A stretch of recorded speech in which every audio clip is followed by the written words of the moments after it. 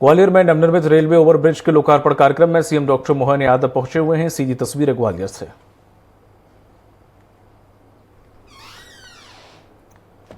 ऐसा उद्घाटन, जिस उद्घाटन में सभी सम्मानीय अतिथियों के साथ हम अपने ग्वालियर की इस बड़ी सौगात का एक बार फिर मैं आप सबको बधाई देता हूं।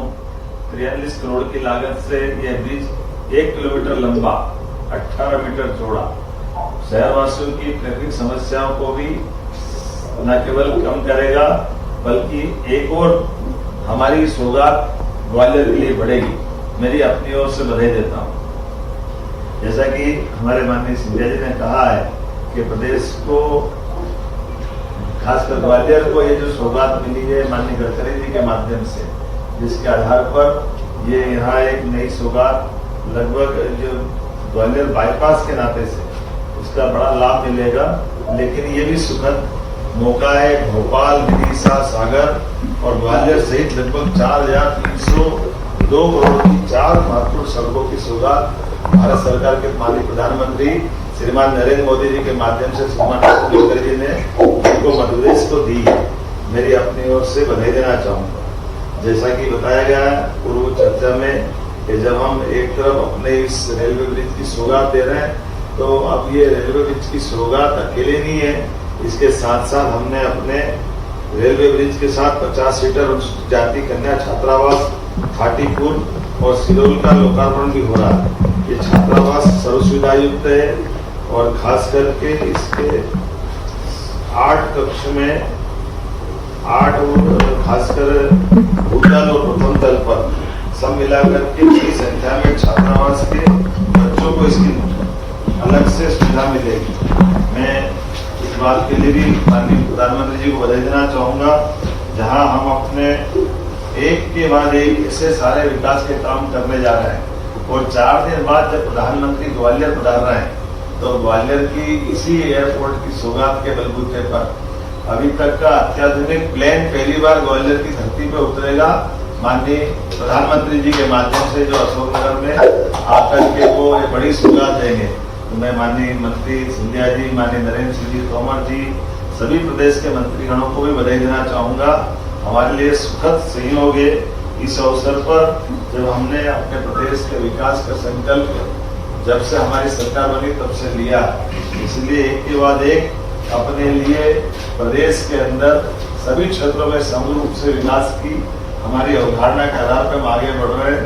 तो हमारे अपने ग्वालियर अंचल में खास करके जहां हम अपने इस ग्वालियर अंचल में औद्योगिकरण की दिशा में भी आगे बढ़ रहे हैं, उद्योग को भी पर्याप्त रूप से लेके चल रहे हैं और जिस प्रकार से बीते समय मार्च के दरमियान हमने 18 अलग अलग इंडस्ट्रियों का लोकार्पण किया था और इस सिलसिले में ही आगे जाकर के अभी दोबारा कुछ और बड़ी सौगात यहाँ ग्वालियर को मिलने वाली है। इसमें भी हम लगातार लगे हैं। माननीय सिंधिया जी भी मौजूद है। इलेक्ट्रॉनिक्स के साथ साथ हमारे दूरसंचार विभाग की भी बहुत सारी योजनाएं प्रस्तावित है जिसकी सौगातें यहाँ मिलेगी। लेकिन ये बात भी सही है कि ग्वालियर अंचल की अपनी एक विशेष पहचान रही है।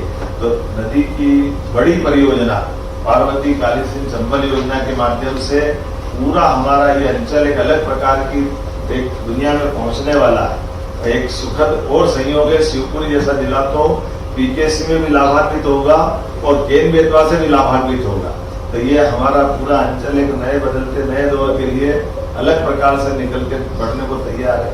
और जब 6 लेन की बात आ रही है दोबारा से, वो भी बधाई देना चाहूंगा ग्वालियर से सीधे आगरा होकर के ये जो नया एक विकास का दरवाजा खुल रहा है। वाकई अब ग्वालियर उस तरह से नहीं रहने वाला है, ग्वालियर बहुत तेज गति से जाने वाला है। कई अर्थ में तो ऐसा लगता है कि हमारा दिल्ली और ग्वालियर में कोई अंतर ही नहीं रह जाएगा, बीच का अंतर विकास के माध्यम से पूरा होगा। मैं सभी अपने माननीय विधायकगणों को, माननीय मंत्रीगणों को, सभी सम्मानित अतिथियों को बधाई देना चाहूंगा। हमारी सरकार के बनने के बाद हमने कई क्षेत्रों में अलग अलग प्रकार से काम किया और जैसा कि हम सबको जानकारी है, आज के इस अवसर पर कई सारे हमारे विरोधी हमारी इन सफलताओं के लिए उनका कोई योगदान नहीं है, लेकिन उद्घाटन के लिए लालायित होते हैं। अब ये उनका अपना मन भी है या वो हमको श्रेय देना नहीं चाहते। कोई बात नहीं, विकास के मामले में उनका मन उनके साथ रहे, लेकिन जब हमने विकास का संकल्प लिया तो हम तो सबके लिए भला की बात करते हैं। उनका भी, उनके भावनाओं को भी समझ रहे कि वाकई ये सौगात बड़ी है। वो रोज अपना समाचार निकालते थे, लेकिन मैं अपनी ओर से एक बार फिर आप सबको बधाई देना चाहूंगा। हमारे लिए आज ही हमने कैबिनेट के माध्यम से अपने दूध उत्पादन में भी मध्य प्रदेश की एक विशेष पहचान बने। तो जो श्योपुर का गोकुल समान इतना अच्छा बेल्ट है, मैं तो देख के आनंद में डूब जाता हूँ। ऐसा गोधन इतनी बड़ी संख्या में जो गोवर्धन पूजा के समय आनंद आया था, वाकई वो अद्भुत था।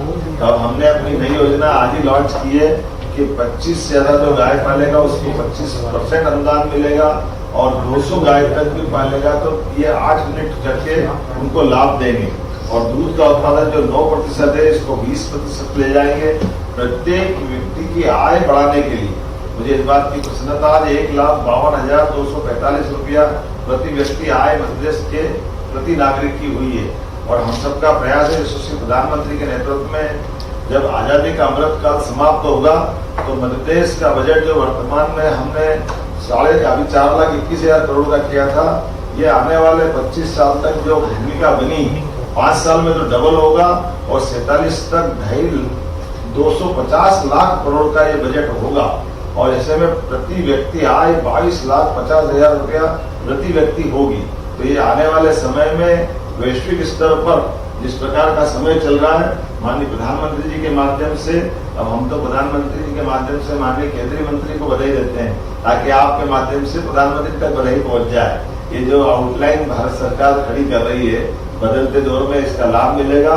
और प्रदेश में माननीय हमारे विधानसभा अध्यक्ष श्रीमान नरेंद्र सिंह तोमर जी के नेतृत्व में जन कल्याणकारी योजनाओं को लेकर के मध्य प्रदेश सरकार डबल इंजन की सरकार के नाते से आगे बढ़ रही है। हम सौभाग्यशाली है, हमारे यहाँ ऐसे सारे मंत्रियों का, सुयोग्य मंत्रियों का योगदान मिल रहा है। माननीय राकेश सिंह जी है, माननीय सिलावट जी है, माननीय प्रद्युम्न सिंह तोमर जी है, माननीय नारायण कुशवाहा जी है, और हमारे अपने सभी जनप्रतिनिधियों के माध्यम से एक के बाद एक विकास के सभी कामों में हम लगातार लगे हैं। आने वाले समय में 10 तारीख की महावीर जयंती की भी मैं अग्रिम बधाई देना चाहूंगा, और अम्बेडकर जयंती 14 तारीख की आगामी रूप से अम्बेडकर जयंती की भी मैं पूरे प्रदेशवासियों को बधाई देना चाहूंगा। और मैं उम्मीद करता हूं कि गेहूं का जो उत्पादन जिस प्रकार से हुआ है, हमारे सभी मित्रगण अपने अपने नजदीक के क्षेत्रों में गेहूं उत्पादन को लेकर के भी पूरी ताकत से लगेंगे। हमने प्रदेश को ये सबसे बड़ी सौगात 2600 रुपये कुंटल का उपार्जन का जो निर्णय लिया है, ये हमारे किसान भाइयों के साथ हमारा प्रेम और उनका अपना संबंध है।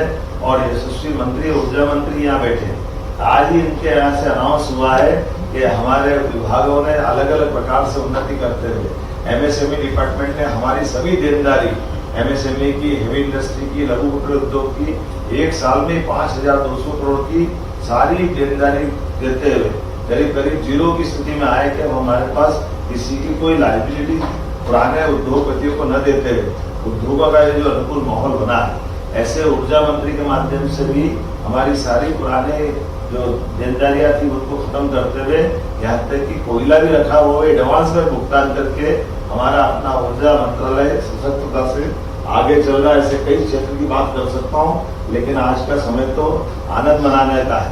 मैं दूर हूँ, मुझे बहादुरा के लड्डू याद आ रहा है। मैं मान के चलता हूँ कि मैं यहीं से आप में से यहाँ के लड्डू आप बांटेंगे, खाएंगे, खिलाएंगे, महाराज को भी मजा आएगा, और हम सबको, माननीय तोमर साहब को भी मैं अपनी ओर से बधाई देना चाहूंगा कि आज तो ये हमारे लिए मिठाई बांटने का समय है।